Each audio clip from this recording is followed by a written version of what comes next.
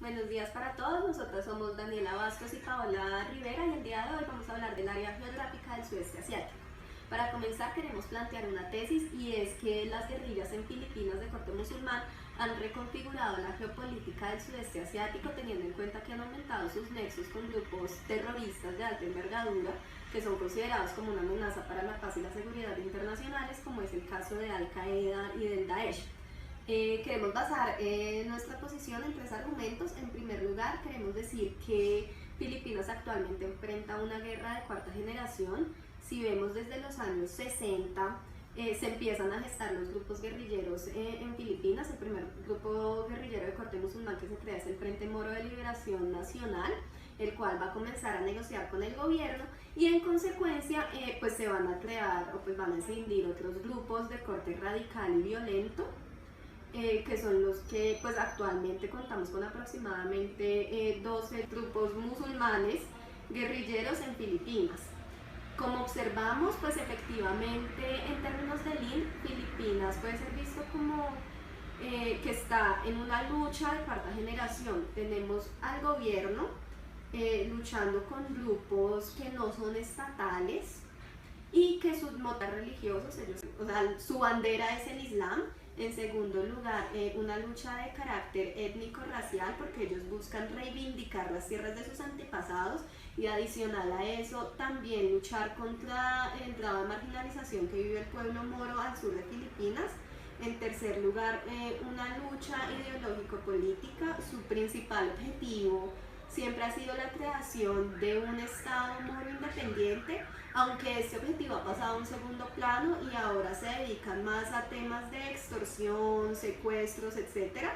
Y en tercer lugar, hablamos de una lucha también por recursos. Ellos no solamente buscan la creación de un Estado, sino también buscan la adquisición de recursos.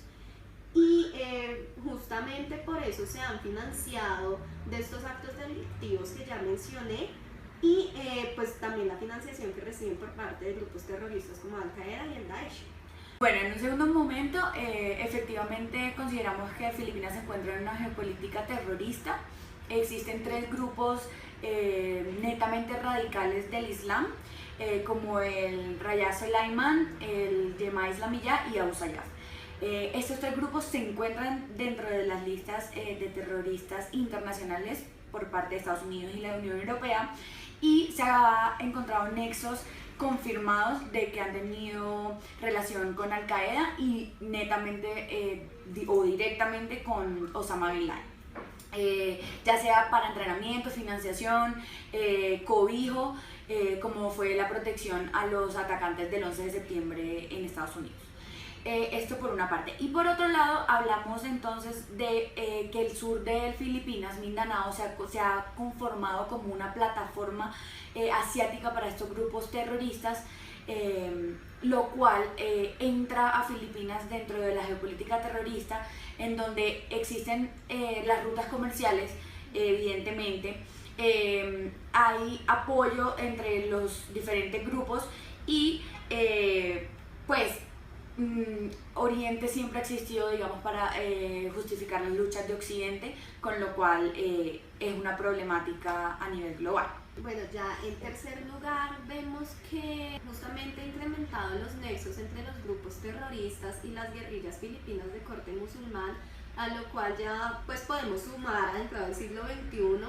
Es el tema de los ataques del 11 de septiembre y los atentados en Bali del 2002, los cuales fueron pues realizados por el Yema Islamiyah, y esto hace que Estados Unidos empiece a centrar un poco su atención en toda la dinámica de la lucha contra el terrorismo en Filipinas. Y para los años 2000, o sea ya para la primera década del siglo XXI, con el expresidente Arroyo, se empiezan a crear nexos de cooperación entre Filipinas y Estados Unidos, ya no solamente como para luchar en contra de los grupos guerrilleros en Filipinas, sino también para luchar en contra del terrorismo islámico, pues en la geopolítica del sudeste asiático. Entonces hablamos de una cooperación en términos militares, financieros, técnicos entre estos dos países para contrarrestar el fenómeno. Asimismo es importante destacar que el fortalecimiento del Daesh en Medio Oriente ha puesto en relevancia el tema en el sudeste asiático para los Estados Unidos y lo que se busca es contener este terrorismo islámico para que no salga de las fronteras en las cuales hasta el momento se encuentran, ya que pues igual para estos grupos terroristas no es necesaria la frontera, ya que su conquista es por medio del discurso, que es un tema difícil de contener. Y por otro lado, es importante destacar que Estados Unidos no ha hecho una intervención en Filipinas directa, sin embargo sí está dentro del foco de sus intereses geopolíticos a nivel global. Para concluir, queremos decir en primer lugar que vemos que que el Estado filipino no está enfrentando una guerra regular, convencional, por ende no puede tomarlo de esta manera, sino debe atacarlo de una manera irregular. En un segundo momento es importante tener en cuenta que el Daesh y Al-Qaeda han incluido a Filipinas y sus guerrillas musulmanas dentro de la geopolítica terrorista a nivel global. Adicionalmente, justamente estos nexos entre los grupos guerrilleros filipinos y pues los grupos terroristas a nivel internacional llevan a que se cree como un mayor grado de percepción de inseguridad en la región del sudeste asiático. Por otra parte, es importante resaltar que la geografía del sudeste asiático y en este caso de Filipinas ha permitido el fortalecimiento de estos grupos y los nexos también con Medio Oriente. El último punto que queremos recalcar para concluir es que es importante como ver que no es un tema netamente regional, sino que podemos estar a puertas de un conflicto de mayor envergadura a nivel internacional.